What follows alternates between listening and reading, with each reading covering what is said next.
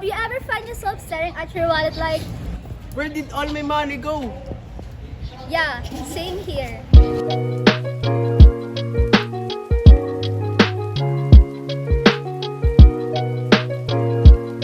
Being a student is tough.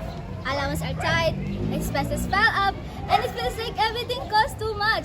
But don't worry, we've got your back. Today, we're sharing stories with Eastside Facebook student just like you. Whether it's managing unexpected expenses or finding ways to stretch your allowance, there's something here for everyone. So stick around as we uncover real-life advice and discover how to make the most out of every peso without sacrificing the fun. Let's go! What's the biggest struggle for you when it comes to budgeting?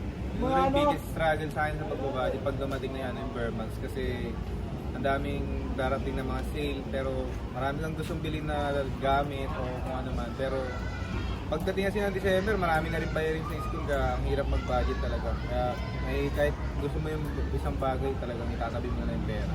Yun lang. What's one money saving hacks you use regularly?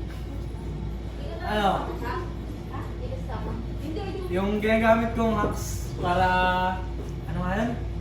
Pag-save ng money. Mag-save ng money is ano, tinatago ko yung mga pera ko sa bag o kaya, ano, o kaya hindi ko na lang ginagastos para ma-save ko yung pang-budget ko.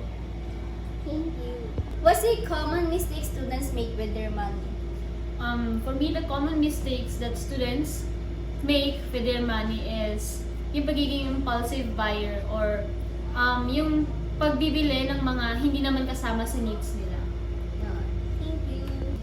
How do you balance your wants and needs when spending? Binabalance ko yung ano, yung mas pinapriority ko yung mga kailangan ko kaysa sa gusto ko. Kunwari, mas kailangan ko yung isang bagay, mas yun yung uunahin ko kaysa sa mas gusto ko. Have you tried using any budgeting apps or tools? If yes, which one? Wala akong ginagamit na app, pero meron akong sariling ginagawa para ma-budget ko yung pera ko. Ginagamit ko is, nagsusulat ako sa notebook and susulatin ko doon yung mga needs ko and kapag may pera ko, hinahati-hati ko siya sa mga kailangan kong gastusin para hindi ako basta labas ng pera at may maiipon pa ako. What is your favorite affordable meal or snacks? Egg po kasi sobrang versatile niya. Pwede mo siyang lutuin alone and sobrang mura niya lang din. And pwede mo siyang isahog sa iba. Pwede mo rin siyang gawing adobong egg and sinigang na egg and yun lang. Thank you. What hacks or tips would you recommend for saving money?